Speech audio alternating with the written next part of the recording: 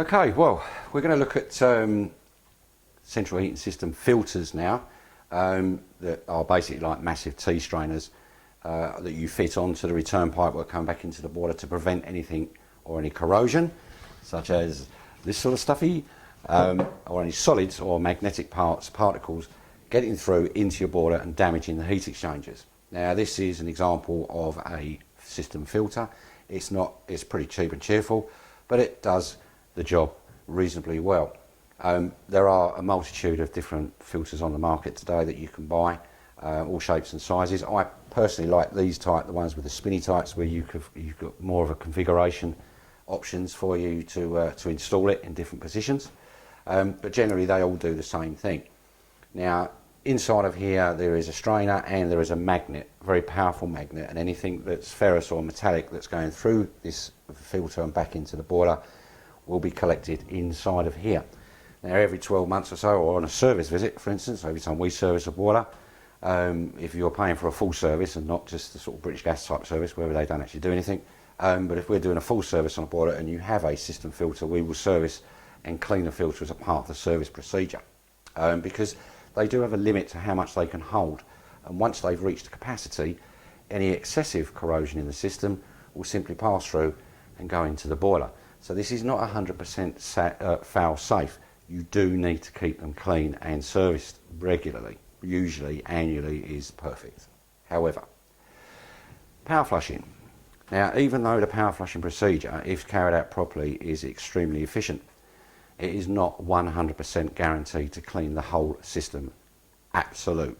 So, because there's still some corrosion could be left in the heating system, and because if you, especially those power flushing people, or if we have used any kind of aggressive or chemical cleansing agents in the system, once you've completed the power flush, the system they can still then start to release or loosen up particles in the heating system, and that in turn will then start to circulate round and into the boiler. So it's not any kind of prerequisite, there's no legislation, there's no obligation for you to fit a system filter onto the boiler before, during or after a power flush.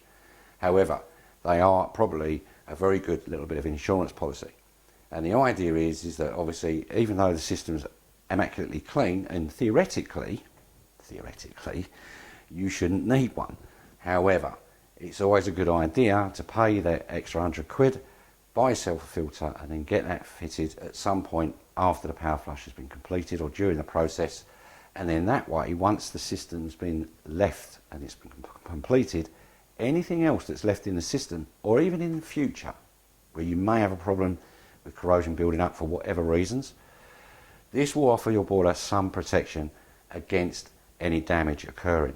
So, system filters, good bits of kit, good bit of insurance, reasonably priced, anywhere between sort of £70 to £100, various different manufacturers on the market. Personal preference, to be honest. I like the TF1s or anything that spins for the accessibility and the adaptability for installation, but generally speaking, good idea to put one in. Not an obligation to do so, but not a bad idea. So system filters, there you go. Should have one really. Might not be a bad idea. Finally, we get to the end of the power flushing series of videos. I do apologise, they're very long-winded and quite boring, but it's such a huge topic and so much information to try and transfer. Finally, the last part of the process will be adding some form of inhibitor or chemical to your heating system. This is a critical factor because it will prevent your heating system turning into this, and it works as it says on the tin really, inhibitor. It inhibits or prevents the corrosion process taking place in your heating system. Now, this is very, very important that this is topped up.